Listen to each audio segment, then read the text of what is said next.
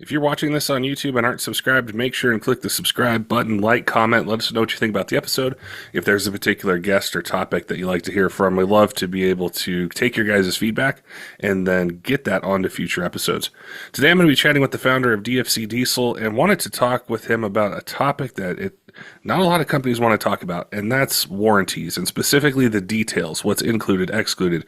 One of the most complex, expensive things that we'd ever buy for a truck would be a remanufactured engine. So I look forward to going through the details, understanding it better, and then also the questions we should ask if we're in the market for not just a rebuild engine, but really any part that's out there. Definitely looking forward to it. Before we get to the podcast, I want to give a shout out to one of our sponsors that helps make the Diesel podcast possible. Kershaw Knives has a 40% off MSRP code for you. If you use code 40TDP2024, at kershaw.kaiusa.com. It's a great way to save some money, get some cool gear. If you're in the market for a new EDC knife, something for hunting, fishing, around the job site, around the house, they've got you covered with a bunch of different choices for blade steel, blade shape, handle design, different opening mechanisms, and their whole lineup is designed to meet really any budget that you might have. So if you're in the market, head on over to their website, use code 40TDP2024, and get 40% off MSRP. All right, let's get to today's podcast with DFC Diesel, talking about engine warranties, the details, and questions we should ask before we make a big purchase. Matt, welcome back to the Diesel Podcast. Looking forward to chatting with you today about a topic, warranties, and what they mean in the intricacies of just something that's so complex like an engine, and some of your experience, the insights, and then what you guys offer. So I'm looking forward to learning and chatting with you about some really good points that you have. Yeah, thanks for having me back. So yeah, it's been a topic of kind of thought it's like, it'd be good to talk about this for both not just the end customer, but even a lot of diesel shops and stuff out there to try and give perspective of some of the challenges with both challenges, options, and ultimately what's going to provide the customer the best value in the end. It can be really tough, I think, as a consumer or a truck owner when it comes to warranties, because they vary so much. Like, say if you buy a brand new truck, you know what the bumper to bumper is, the powertrain. Well, if the truck isn't brand new or out of warranty period, almost anything you're going to buy, it can be different. It could be 90 days, it could be a year, it could be 2 or 3 years. Is it parts and labor? Is it just parts? I think it would be really tough to stay on top of it as a truck owner when you're just buying one part, but you're doing thousands and thousands of engines. I don't even know how many you've built in total, but there's much more experience that you have with it. So where would we start with understanding what a warranty is? Probably the first thing I'd actually start is that pretty much it doesn't really matter what you're buying. Like, I mean, we could, everything that's manufactured out there. I mean, I don't think that anyone out there, whether it's a TV manufacturer or it's an engine or it's a transmission, an iPhone or anything else. I mean, everything comes down to be that it is a limited warranty. And so when it's a limited warranty, it still means that there are still exclusions and things that, are obviously not warrantable. And I think that that's one of the biggest challenges people run into is a lot of times they see like, we do offer what we consider to be a very comprehensive warranty. But it's definitely not a no fault warranty, which means like, you can't run it out of oil and then, send it in and try and expect warranty. So it's really about establishing like what things are covered and what things are not covered. And then also the application it's being used for and what the intended purpose is plays a lot into what the customer should really be looking for. Yeah.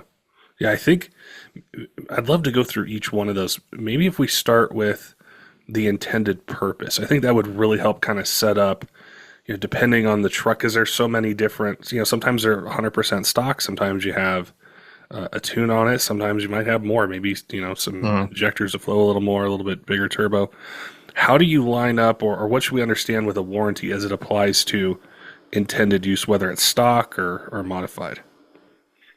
I mean, I think it's probably actually starting right at ground level of like buying a brand new truck. I mean, I think just before we started, we referenced that places like Amazon and stuff have started to kind of skew our expectations a little bit or whatever, and we're applying logic of like, hey, if this $10 piece or whatever isn't quite to my liking, they should just give me a new one. But now we're talking about something that like with a new truck or whatever, I mean, there's $100,000 pickup now. So I mean, if you had one little problem with it, they're not just going to give you a new truck, they're still going to repair it. And so, I mean, I think when you buy a new truck, the expectation is, well, it's starting out, everything's brand new, and the hope is that you don't have any issues with it. And the manufacturer at the end of the day is telling you that it's like, look, I mean, you're buying everything brand new, and if you leave it alone exactly how we built it, we're going to stand behind it for, I think a lot of them are, pretty standard now, 5 year, 100,000 mile sort of thing. But then where it starts breaking down on things is like, if a person's planning on buying a truck and leaving it alone, then at the end of the day, the warranty that they offer is like, perfect for them, because anything goes wrong in that period of time, and you should be able to take it in. And as long as it wasn't deemed to be, let's say, like abuse, because think, you can still buy a brand new vehicle, but then if you go out and you start, let's say, like jumping the thing, or like I see some of the videos of guys in like the new Raptors and TRXs and stuff where they're jumping them in the sand dunes or whatever. Or in many cases, like, if they're not servicing it correctly, and again, using it for a purpose it wasn't intended for, you can still have that warranty denied. But in general, if you're using it as it was designed for, you'll be able to take it back there. They'll fix whatever it is. You'll walk away from it. There's no repair bill or anything. But let's say your intended purpose is, I want to put like a 10-inch lift and 40s on it, and I want to like double the horsepower out of it. Well, the expectation should actually be that I just voided my whole truck's warranty. I voided the suspension warranty, the transmission warranty, the diff warranties, and I voided the engine warranty. And, I think most people nowadays understand that, because obviously people have been encountered situations where something breaks prematurely. And then the next thing is once they've said, all right, well, we just voided the factory warranty, then it turns into the aftermarket, which is where someone like myself and many other companies come into, kind of come into the fold. So with that, then it's like, all right, so if your intended purpose is now that you still want to have a modified engine, I mean, obviously now your thing is like, well, I need to look for somewhere that isn't, let's say, going to, or it's going to build me a performance motor that's still going to come with a warranty. Um, or at least like know that they're building it to a very, very high quality, so you shouldn't have issues. Because again, too, I mean, there's many manufacturers out there that really don't offer any type of warranty, but they still build great engines. The trade-off is they decided in their business model that they're like, well, we're going to just put all brand new parts in or overbuild it for the application. Um, and in general, the customer shouldn't really have any issues with it. But at the same time, is that that engine might be worth 5 times what you could buy just a standard replacement for. So it's not for everyone either. And then this is how we kind of start separating out the kind of like I guess going back to the intended use. So um,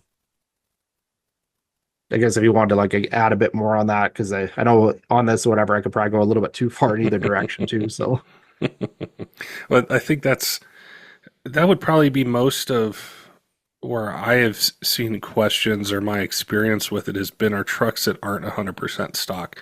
So I think you're right. If somebody's going to buy a new truck, leave it 100% stock, take it to the dealer to have all the service done for the 3 years or the 5 years, whatever it is, that lines up perfectly for them. But there's a whole industry built, the industry that we're in and that we've been around for a really long time, where they don't stay 100% stock, whether it's lift, wheels, and tires, it's a tune, compound turbos, an upgraded turbo, an upgraded injection pump. There's so many things that factor into it, where if I took some of the trucks I had back to the dealer and said, hey, I've got a transmission problem, yeah. they'd say, well, we'll put a new stock one in, but this is going to be the bill for it.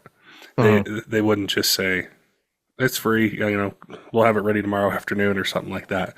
So I think that fits most of who our listeners are and what the experience is. I think that's it can almost be a situation where people can get stuck when you have when you have an engine failure and you didn't expect it. You have that truck with a tune and some other things on it. I think there can be a lot of pressure to look towards the dealership or Ford, GM, Ram, whatever's local to you, and say, maybe they have one, they get it within a day or two or something like that. or go aftermarket. And I think it's really important to focus on the aftermarket stuff because you're building and designing these engines, depending which series that they pick, Yeah. for something more than that. So I think understanding the warranty in that context is important. As well as getting the engine that has the warranty when you have more than stock power or it's being used different than how one of the big three set it up. Yeah. Well, I mean, and so like when you even look at the getting into the aftermarket, like whether you're buying from the OE or you're buying from someone like us or a company similar to us, I think the next thing it runs into is because we hear it lots too. It's like, it's like, oh, I got 350,000 miles out of my original engine, and I want to know that I'm going to get 350,000 miles out of this next engine or more, right? But what's always funny is that, you say that, but then it's also like, but you also started where absolutely everything was brand new, your injectors, your turbo, your fuel system, all the ancillary items. But then they come to us and they're like, well, we want to know what's going to last this long, but do you think I have to replace injectors? Do you think I have to replace the CP3 pump? Do I think I have to replace these things? And it's like, well, if you really wanted to give a true apples to apples comparison and have the best chance of success, then you should also say it's like, well, I should start with new everything as well. Because every component that you reuse is making it that much more challenging for even an OEM remanufactured engine or even a brand new engine or our engine to be successful if you're going to be putting used parts onto it. Yeah. Well, and a lot of times people have those that upgraded injector set or turbo or something that might have been on there for 100,000 miles on their Yeah. old engine. And then they're like, well, I don't want to go buy that $4,500 set of injectors again. Yeah. Can I reuse them on this one or reuse a turbo or different parts of it? And yeah, and then for situations like that, I mean, and again, it's a law of averages. Like the vast majority of the time, you know, depending on what the failure of the engine was and everything else, a lot of those components can absolutely be reused and get some more miles out of them. They don't have to be replaced every time, but that's where as good as warranty as us or an OE or any manufacturer wants to try and offer, the next kind of thing is it's still really dependent on whatever shop is going to be installing this. Are they aware of what the common failure points are? Are they aware of the things they should be inspecting, assessing, educating their customer on the things to replace? Like we do our best, but we're still like our engines get shipped right across North America, some places even worldwide and stuff. And so, I mean, we still have to rely on whatever person's installing it, knows what they're doing or knows how to properly inspect things to see if they are able to get reused. Are there some questions you would advise a truck owner to ask when they're looking for a shop to install the engine? Like, say, there's just been so many things over the years that I've heard where somebody doesn't plan on an engine, they're out of Mhm. town doing a job, working somewhere, they have a failure, they order an engine, they're not familiar with any of the shops around, or maybe it's a shop that does a little bit of everything, it's not specifically diesel, and a lot of times I'll see it on like Facebook or Instagram or something like that. People say, hey, you know any shops in this area or this town? It can be really tough to qualify how you can find an installer to feel comfortable to install the product. And I'm sure it's even harder for you guys because there's tens of thousands of, automotive shops out there. You Yeah. guys are having to rely on them as well to install it because if there is an issue on install, and we talked about this a little bit before the podcast, where that blame can go. Is it at the Mhm. shop level? Is it at the manufacturer? Where, how does that all work? And you had some really good points with that. Yeah, I mean, like so, some of the statements I might make or might seem a little bit anecdotal, but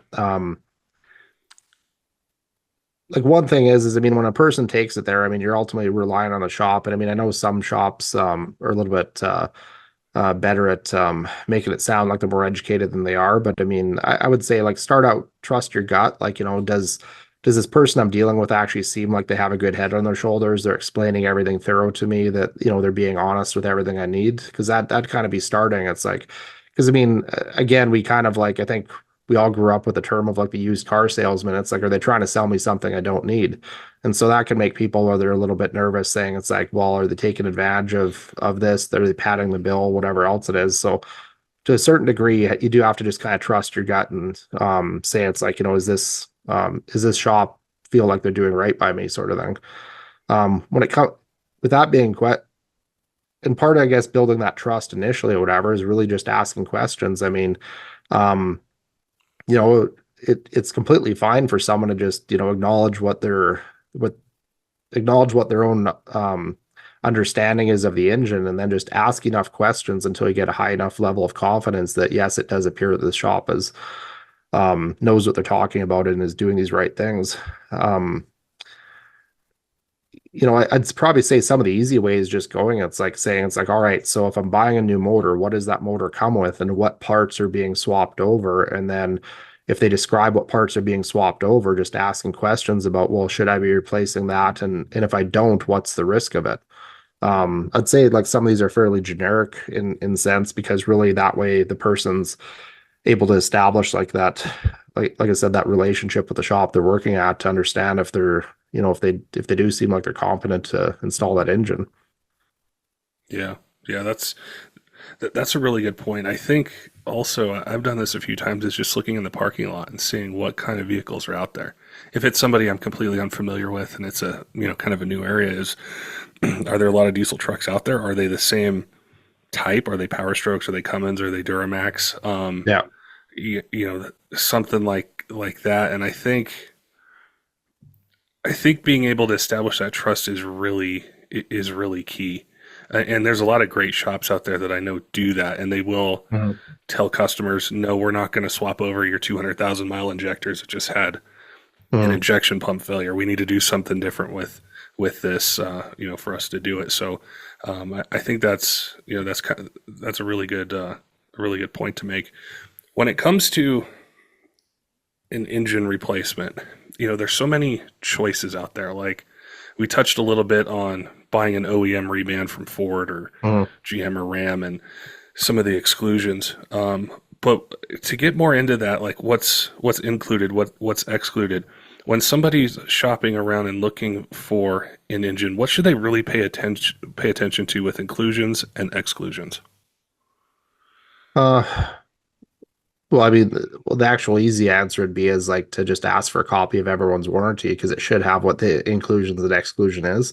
But it's kind of like it's just like we talked about, like when you buy an iPad or whatever, and you go through the terms and conditions, whatever. I mean, no one actually reads all those things, and so I mean, our warranty itself is, it's grown over the years but at the same time, it just seems to be like I would love to have it where it's just very simple on a one page thing that, common sense would just say this is what's covered and this is what isn't. But it's something where, again, like just like with General Motors, Ford, Ram and stuff, I mean, they service like millions and millions of customers a year.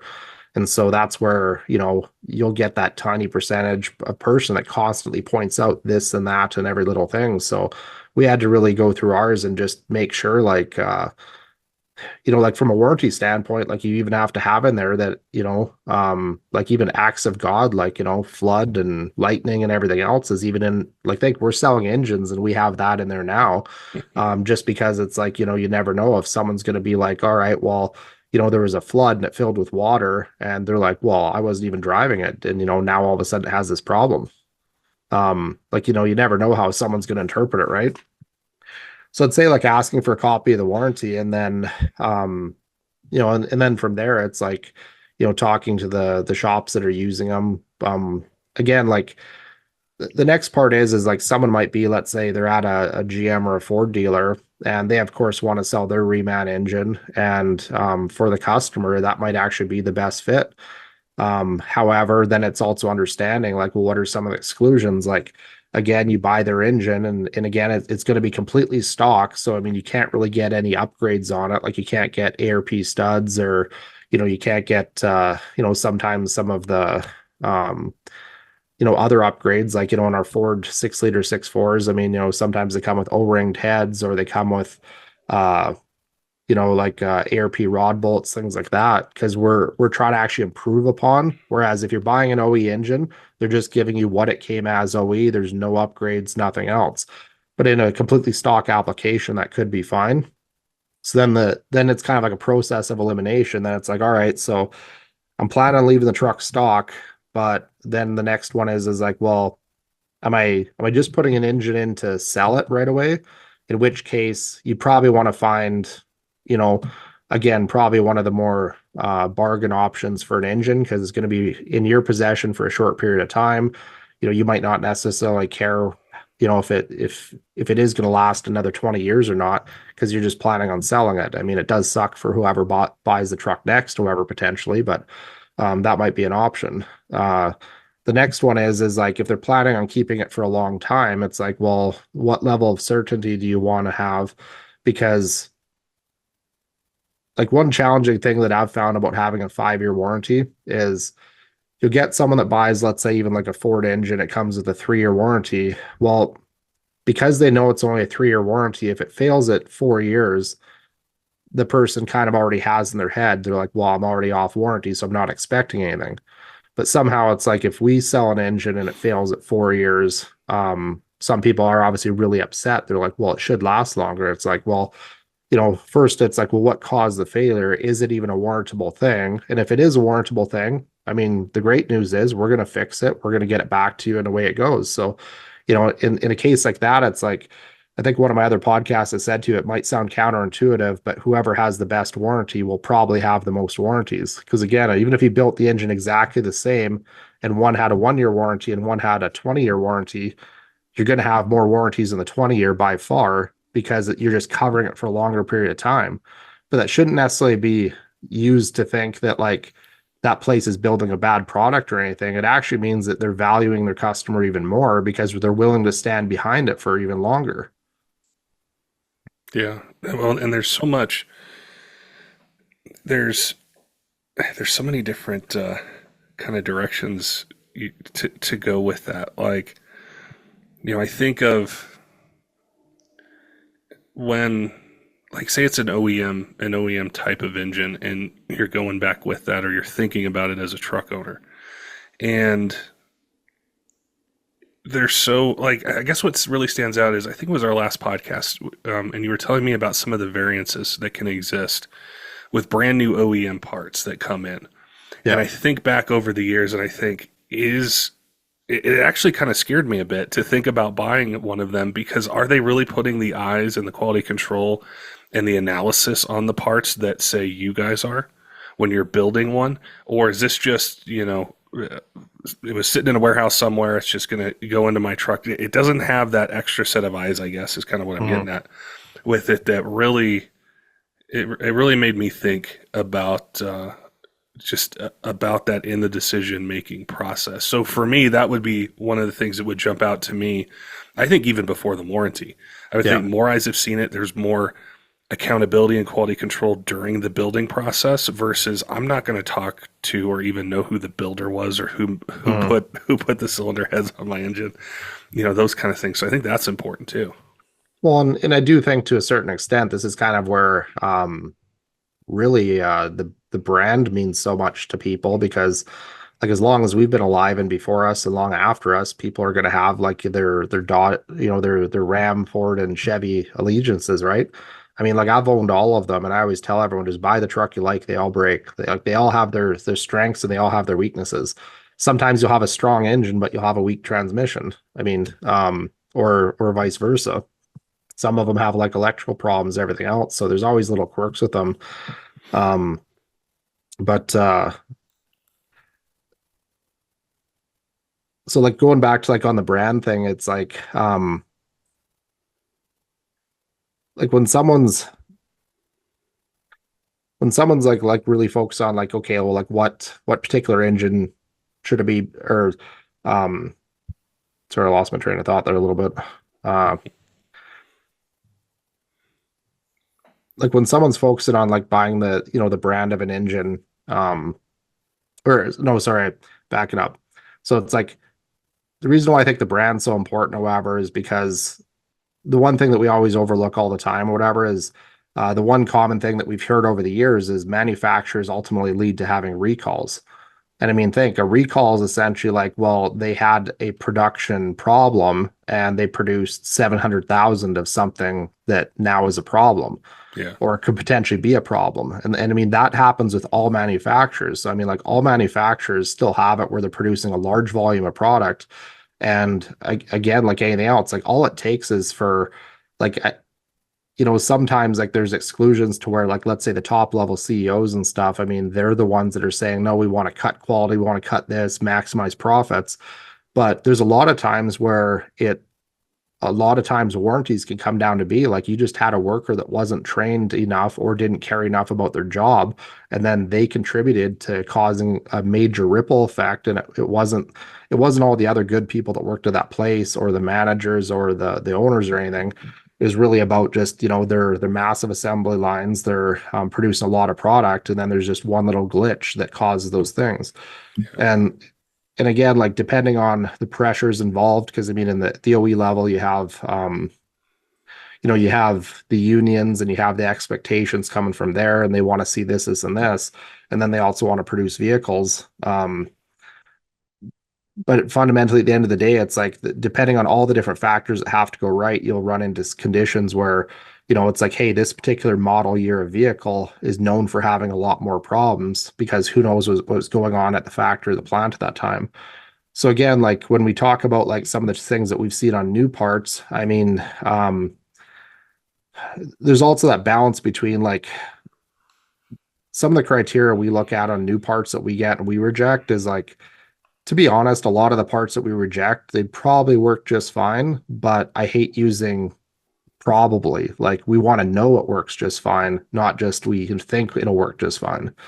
And so I think that's the one thing that, like we're still kind of like a custom production manufacturer. So we do those extra checks to kind of raise the bar on things. But again, we're raising the bar on it because we're still, let's say, warranting the engine that has like a programmer or tuner or something on it. It has more power than it had factory, which means that we have to be more critical of all the components than the parts came from factory.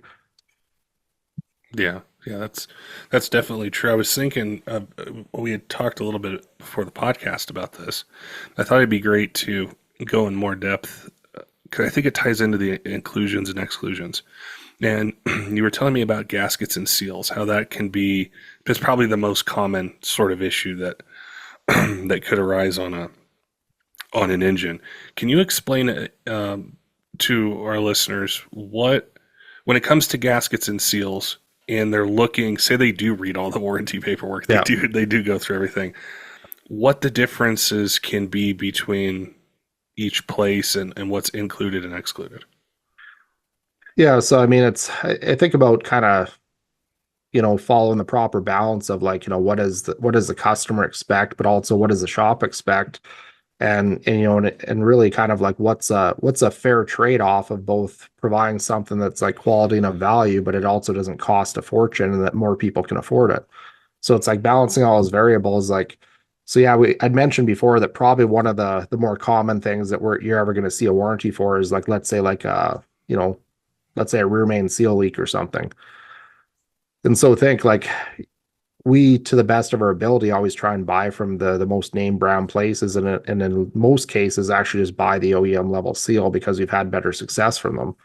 But that's also come because we ourselves have experienced warranty, and what sucks is we don't get warranty on the seals ourselves. So, for example, we had a case I think back in 2019 where we had one summer where I think we had, I don't know, it was probably like maybe like 35 rear main seal leaks on a Duramax engines. And I mean, we never just go out and instantly condemn the part. We want to make sure it's like, well, are we installing it correctly? Has something changed? Or is their installer worn out? Are they following process? Everything else. So I mean, and the problem is like, again, just like recalls and just like doing large production, is from the time we hear the first issue, we may have built 20, 30, 40 more of the same engine.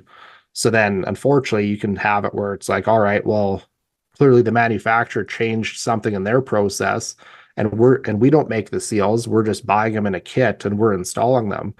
But that particular summer, I mean, that was kind of back when our warranty had an unwritten rule that we had where we just paid 100% of whatever the bill was. So on Duramaxes, I think the book time's 10.1 hours. So we're paying these $1,500 bills for these rear main seal leaks. And they turned out to not be our fault because when it all settled, we ended up going back, buying the OEM seal, and all the problems went away. So in our case, we didn't get warranty on those seals. We paid out probably 60, $70,000 in warranty claims. You get some upset customers during the time because like, hey, I bought a brand new engine, the seal was leaking. But we took care of all those, stood behind it. So kind of fast forwarding it a bit more, we were like, well, this is the most common thing. And again, I think I'd referenced earlier, like a warranty is much like insurance. So I mean, um, you do have a deductibles and limitations on certain things. So for example, like if your house floods, you're probably still gonna have a $5,000 deductible. It's not your fault. It's not the insurance company's fault, but it's just like it's one of those things that happens, and then it prevents people from abusing the insurance coverage. Same thing as if someone breaks into your vehicle and breaks the glass on it, that's probably one of the more common things that happens. Well, if you have a $500 deductible, the $500 deductible, unfortunately, is more than what it is to replace the glass. So the insurance companies aren't paying out on that glass because if it was, they'd have to raise the rates considerably more because that's the most common thing that happens is vehicles are broken into, probably for their payouts. I'm just making an assumption. So the next thing is when we're talking about the value involved is our new warranty. It came out in January 2023. Is we just said that what we cover in the US, we cover like $100 an hour standard rate or up to $150 an hour with the elite service plan. But on the particular seal leaks, we put a cap of I think $500 limit on it. So in a case like that, it's like if it was, let's say, a Cummins front seal, excuse me, it's only 2.7 hours to change it. But then if it's a Duramax rear seal, it might be 10.1. So obviously, that we would cover $500, but the shop might still be like 1,000 or $1,200. So in an unfortunate case like that, we're saying it's like, all right, well, you know, we're covering, let's say, the $500 towards a seal, and we're supplying you a new seal, but the customer would be responsible for, let's say, the balance of the labor charge of that shop, which again, some people don't agree with. But then there's also a lot of manufacturers and in other cases where the seal may not come installed. So then what happens is then um, if the seal doesn't come installed, then it's up to the person installing it to put the seal on it. But then think if there's a leak, you always end up getting the condition where the shop is like, well, I didn't supply the seal, and so I'm not liable for it. And then at the same time as the company that built the engine was like, well, we didn't install the seal either, so we'll just provide you a new seal. So then the customers end up stuck with the entire bill. So it's like, all right, well, what's the lesser of two evils, or what's providing more value? We're still warranting a seal. We don't get warranty on ourselves, and we do have a limitation on it. And we're still paying something towards it. But compared to a lot of other variables, or whatever, the person may not actually have any coverage, in other engine platforms, depending on and that's kind of where we're talking about, like, what configuration does the engine come in? How complete is it? And for us, like, we try and complete the engine enough where, front, rear main seals are on it, oil pans are on, things like that. So the majority of anything you need a specialty installer for, we've kind of taken care of. So then at the end of the day, we're saying, hey, we're going to stand behind it, everything else. And I mean, and again, frankly, it sucks when you have a seal leak because it's like, again, we don't make it, we just install it, and it doesn't seem to be any rhyme or reason. Like, you could install 100 of them and then just one all of a sudden leaks. I think that's where the details can really get tricky for somebody like a truck owner, somebody buying, an engine, is these kind of nuances, these things that you would never know unless it happens, unless you got an engine, the seal wasn't installed, you have an issue, and then like you mentioned, the installer says, well, we didn't supply it, or something like that, and then it kind of I get to see it being so tricky Yeah. of a situation where those are questions going back to kind of the beginning that you'd want to ask or get the answers to right from the very start if you're gonna buy an engine for a truck you plan on keeping for a while. Yeah. Is something small like a seal, how is that handled? How is that Yeah. treated? And so again, when it comes to seal and gasket leaks, like I mean, we do have a limitation of like we cover them for 1 year parts and labor, 2 year parts.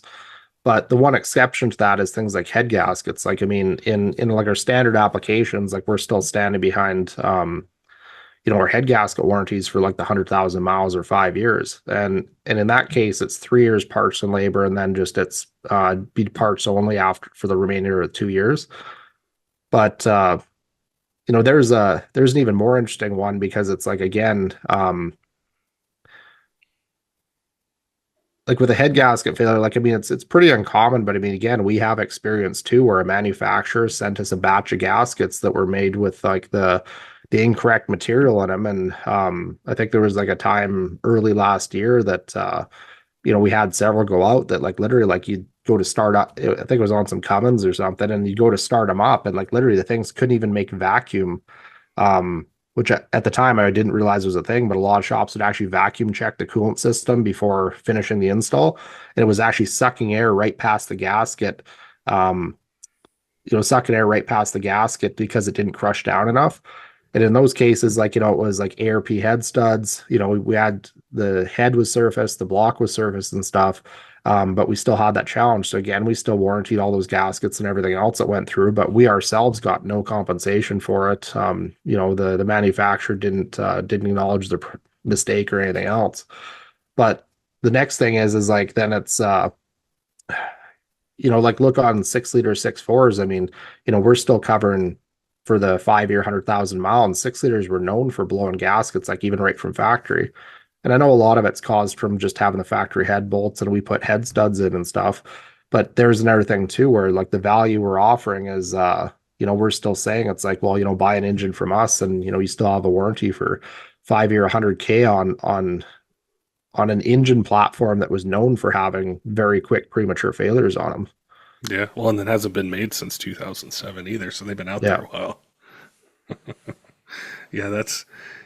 I think.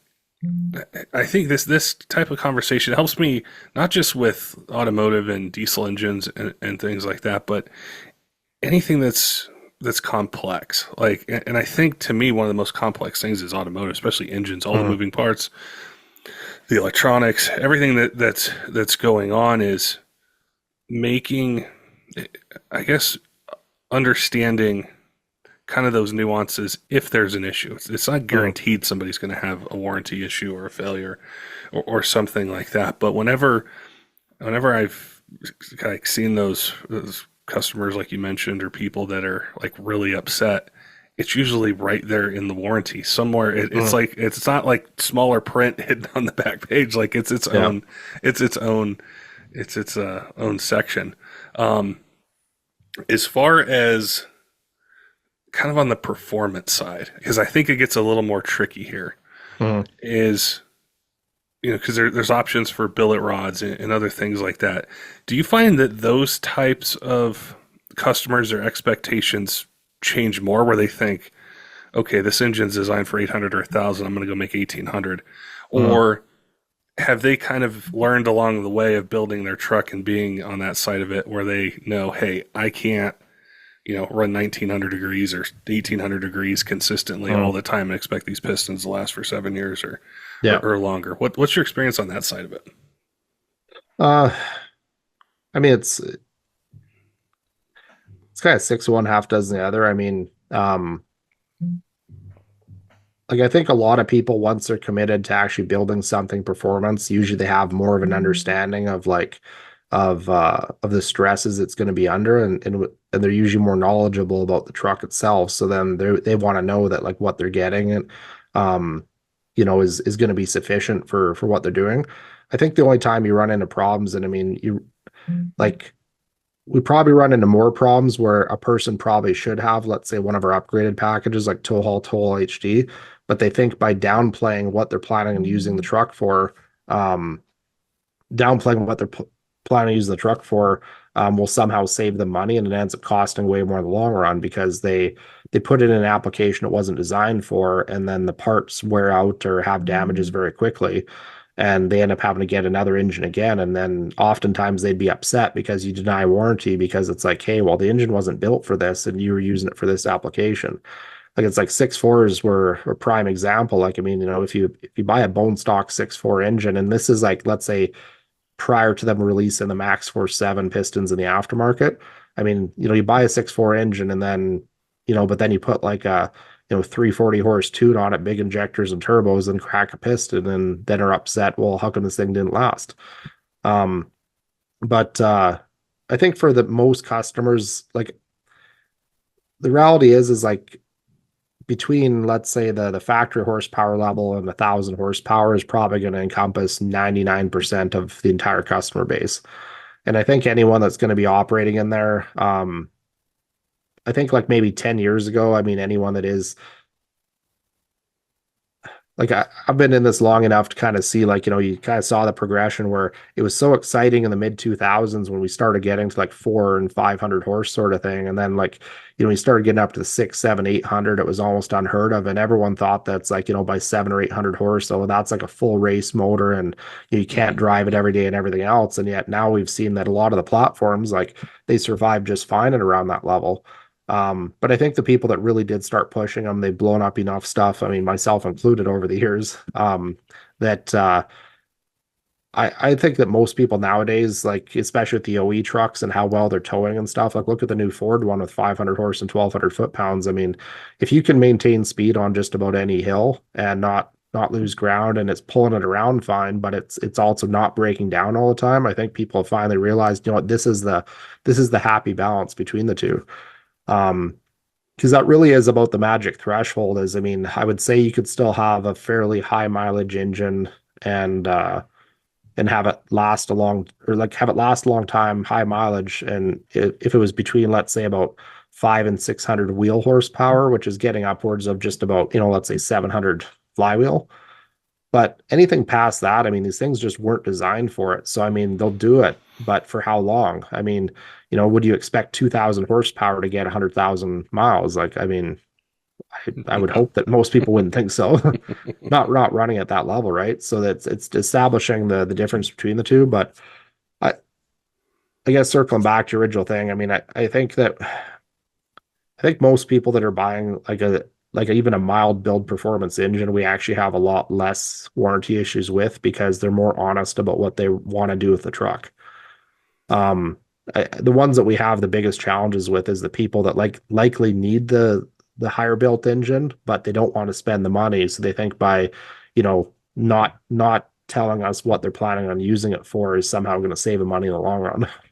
Yeah, I could see that causing some issues. Is there, as far as components that aren't supplied with the engine, is there a couple of them that you would say can be potential common issues? Like, would it be something in the radiator, something in the fuel system, something that's not related to what is supplied in a crate engine, that a truck owner in a shop should really pay attention to, or questions you should ask, or maybe replace, just something else not related to the engine, but that can cause a failure on it.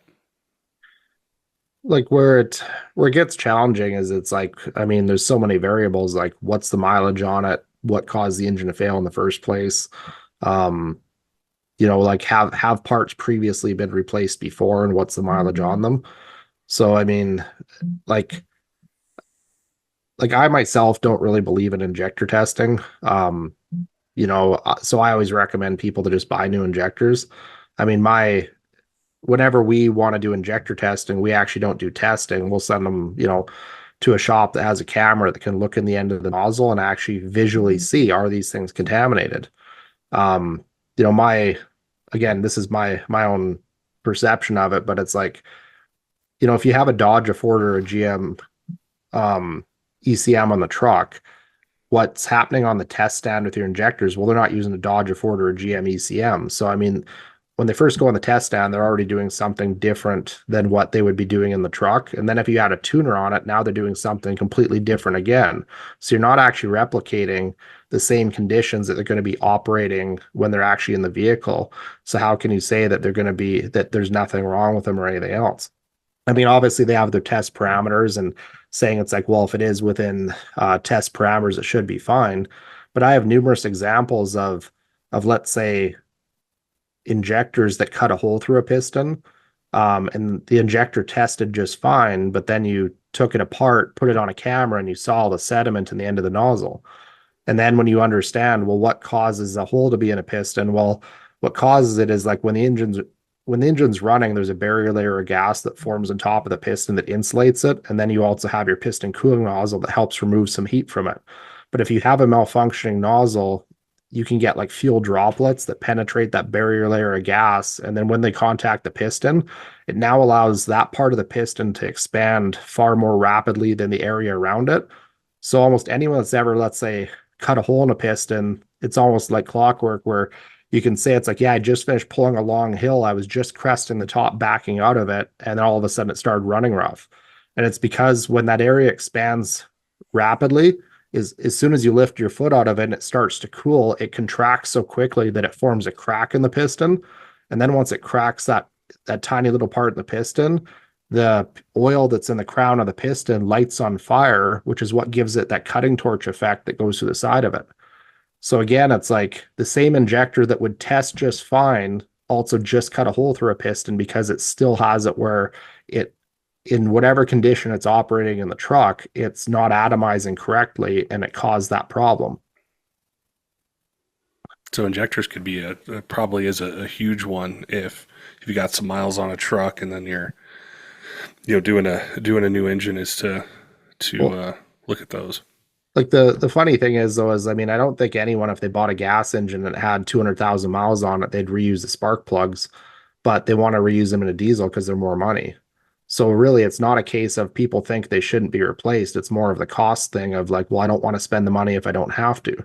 Yeah. But now think like those 200,000 mile injectors you're putting in on a brand new engine. Now, when you have 100,000 miles on the engine, well, now you have 300,000 miles on the injectors. And then you wonder why, like, it's like, oh, well, this goes back to, I think we started with, it's like, well, my first engine got 350,000 miles out of it, and this next one only got 80. Why is that? It's like, well, did you actually replace everything and start brand new again? Yeah. Yeah. That's Um, so, and so that's the injectors, but I mean, I just use that as example. I got a little off topic, but I mean, same thing as too. It's like, well, I mean, uh, like let's say the person wasn't doing lots of oil changes and it resulted in a bearing failure. Well, you definitely want to put a new oil cooler in it if that was the case. You'd likely want to replace the turbo because it could be contaminated as well.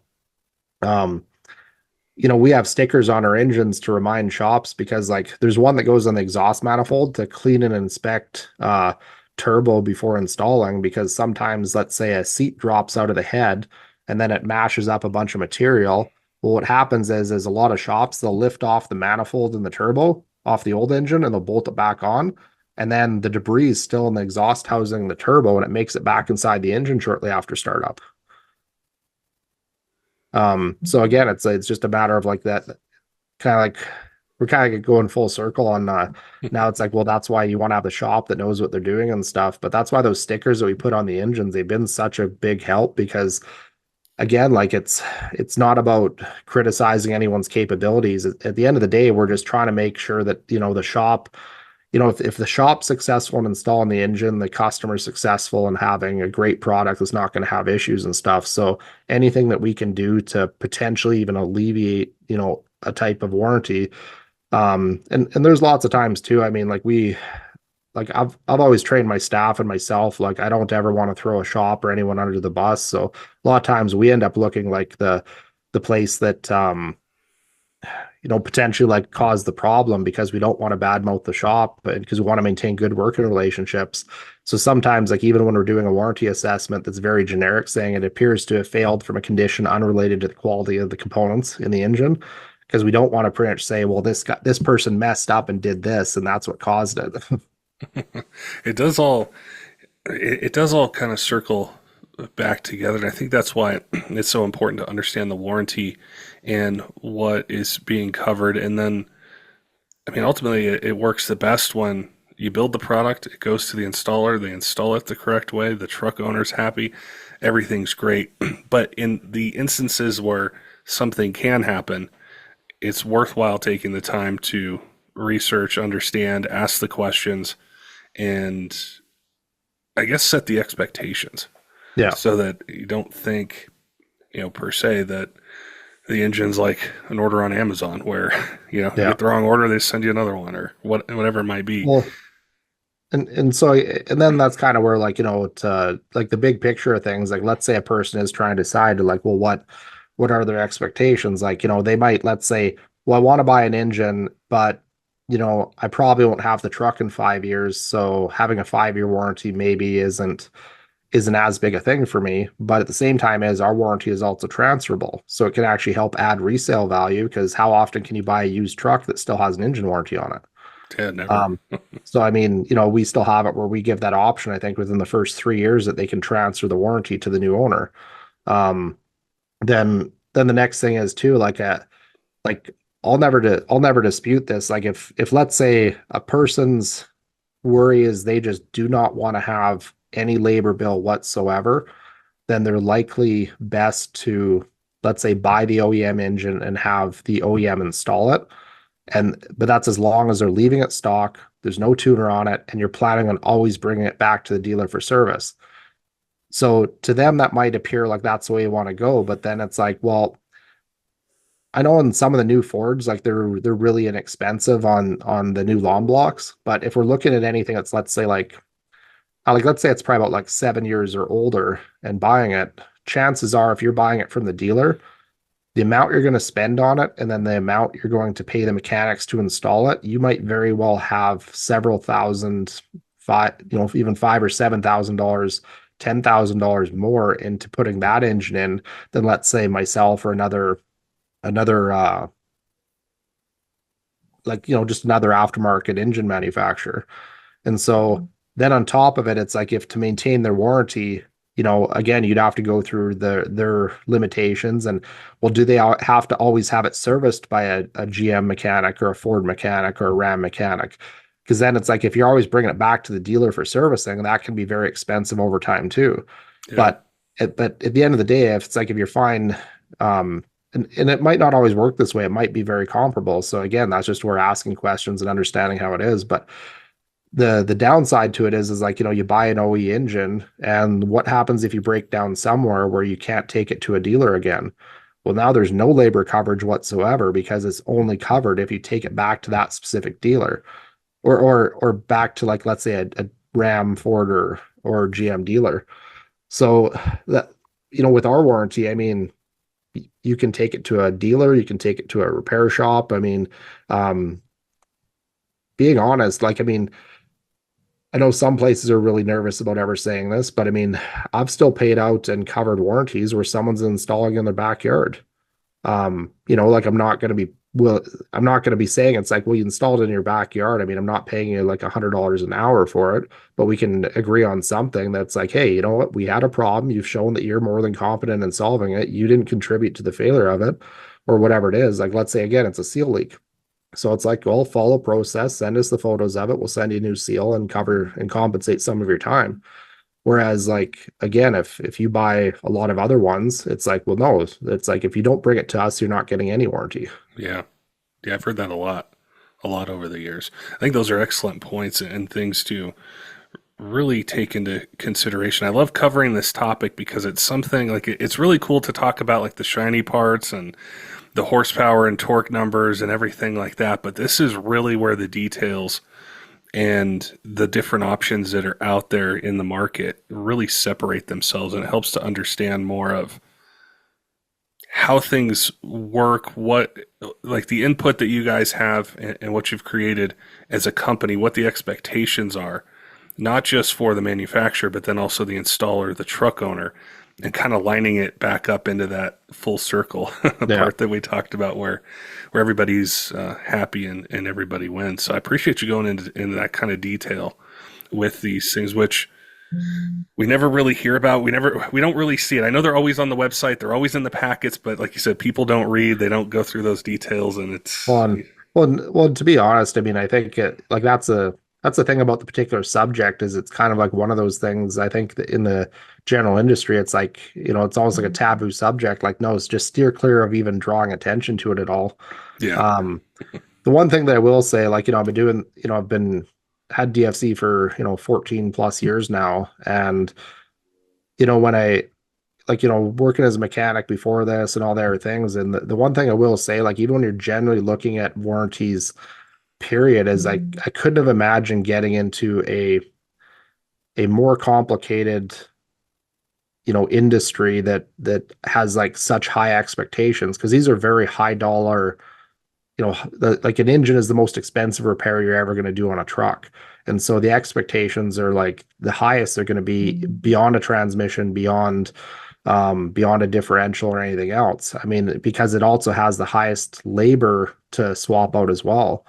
And so it, like the one thing that is challenging is it's like, um, we do our best. I mean, no industry can make every customer happy with every single outcome, and it's about finding that balance of like, what can we do to, ultimately be able to serve the most amount of customers possible, providing the best service we can at the best value for the balance of all those things. And in the process, not having a whole bunch of people that have unrealistic expectations we can't ever meet. Yeah. And it does become a very challenging balancing aspect. And I mean, and again, like you talk to people in the industry in the automotive world, and I mean, like the one thing that I will say is like, you know, I'm sure it's come up in like a lot of your other podcasts, but like costs and labor rates have gone through the roof. I mean, at a lot of shops over the last 2 years and stuff, because the cost of everything else has gone up too, trying to find good people and stuff. And I mean, to my knowledge, we were actually the only place out there out of anyone I could find that actually increased our warranty coverage, whereas everyone else just increased their prices. And so I think where it's made it even challenging for us, and why this is such a like a good topic, is because like we raised our standard labor payout from 50 to $100 an hour US. And some of the ways I counter people that say, well, this shop I'm at, they're $200 an hour US. And it's like, I get it, and they're unhappy that we don't cover more. But then I have to point out, it's like, well, we're the highest payout out of any company that there is. So can you give an example of someone that's going to cover more than we will? Yeah, that's another really key part too with the aftermarket and the warranty side of it. And I never, well, not never, but rarely hear people talk about that. Um, and it's something. It's it just arises in those situations where there's a failure. But I think that is a really important question to ask: is if something does happen, what does the labor part look like? Some places they don't do any. Most of them don't do Yeah. any. Just thinking off the top of my head, or if they do, it's nowhere near what the going rate is, and but they don't see that, or they don't pay attention to it. So I think that's Yeah. another excellent point that you made. Well, and so again too, but then I think that's why it's so important that people to understand a warranty is it's a limited warranty that does have, some exclusions and limitations to it. Because again, like, it's definitely been out of our control the last 2 years. Like 2 years ago in like America, for example, the average shop rates we used to see were about 80 to $130 an hour. Now it's pretty common to have anyone under 150, and we've seen places as high, like I think in California there was a shop that was 240, but we're seeing a lot that are 180, 200 an hour now. And again, that's totally fine. But, it's definitely been challenging when, you know, the shop rate's gone up, let's say 100%, but our engines have maybe gone up 15%. Yeah, So it's like, so we raised it a bit, and then we did raise our coverage, but then the problem is now the customer has an especially negative view of it, because they're like, well, what do you mean you're expecting me to pay $100 an hour still? And we're like, well, we can't control whether, like, it's not necessarily saying you're getting any better value at a $200 an hour shop than you are at a $150 an hour shop, or at a $240 an hour shop. So ultimately, where the person decides to take it, that's why they have to still understand they're accepting some responsibility in terms of the deductible that they would pay, just like insurance. yeah, yeah. That's a good analogy. I kind of felt my age there because I remember some places being at 100, 110 an hour, and they everyone thought that was really expensive. Yeah. It's gone up a lot. No, Uh, it hasn't. I mean, and again, that's where we've tried to adapt the best we can. I mean, we have our elite service plan. So again, if someone wants extra protection, our elite service plan covers up to like $150 an hour shop rate to a maximum of 52.50. So think like we're we're essentially saying that it's like if anything goes wrong with this thing, you have up to over $5,000 of coverage on it, and in many cases, that's on an engine that they bought for 8 or 9 thousand bucks. So I mean, like I'm taking that essentially that account a bit because I think what has really changed the last couple of years is everyone wants to know someone's accountable if something goes wrong. Yeah. So we're trying to really show that, hey, this is everything that we're doing this is everything we're doing on our end, showing that, we're doing the best we can to give you the most value as possible. Is that Elite Service Plan? Is that something that somebody buys with the engine? Is it like part of like an add-on to one of the packages? Yeah. So the way we offered it was, we want the person to purchase it pretty much at time of engine purchase or prior to the engine being removed from the container, because we didn't want people just purchasing it if they do have a problem. We want people to purchase it saying it's like, hey, we want to just know that we have the peace of mind for it. So when we came out with it, because our standard coverage is $100 an hour, I think to a maximum of 40 hours, $4,000. The elite plan goes to 150 an hour, 5250, about 35 hours, but it also covers up to, I think, $150 for towing. It covers, I think, 350 on shop supplies, up to around about 800 or 1,000 bucks on freight. I think we even have something in for like a partial, like $65 a day to a maximum of 10 days for a rental vehicle. So, I mean, it comes out with, we, again, we tried offering choice to the customers. So, I mean, if that extra protection isn't wanted, they don't have to purchase it, but it's definitely an option there if they do want some extra peace of mind. Yeah. Yeah, that's definitely a good option and a good choice for people who want that extra protection if something does happen. Yeah. I appreciate your time today chatting with me about this and covering this topic, because it can sometimes be hard to cover warranties because, like you said, it's tough to kind of, I guess for companies that really want to talk about it, it's kind of the afterthought, but Yeah. for a customer, it becomes the main thought if they have an issue. So it was really cool chatting with you today about Yeah. it. No, like I said, I've been looking forward to talking for a while. And I mean, at the end of the day, I mean, it's like, our ultimate goal is not to have warranties to begin with, but the big part behind having a great warranty is, really, we hope that our customers can understand that just means that we're going to be there to take care of them if something does happen. Don't forget, Diesel fans, make sure and head on over to Kershaw.kaiusa.com. Use code 40 TDP 2024. It gets you 40% off MSRP. So if you're in the market for a new EDC knife, something for hunting, fishing, around the job site, around the house, they've got you covered with a bunch of different choices for blade steel, blade shape, handle design, different opening mechanisms, and their whole lineup's designed to meet any budget that you might have. So if you're in the market, it's a great way to save some money and get some really cool gear. And we appreciate them offering that discount code just for these podcast listeners. Also want to give a shout out to some of our Patreon supporters: Tyler, Loewen and 23 Diesel, J Cole, CUTTERUP, Robert. We appreciate all their support. All of our other Patrons, all of you who subscribe on YouTube and podcast apps, follow us on social media. We appreciate all your support here in year 8 of the Diesel Podcast and look forward to bringing you guys more of the content that you want to hear in 2024. Till next time, keep the shiny side up.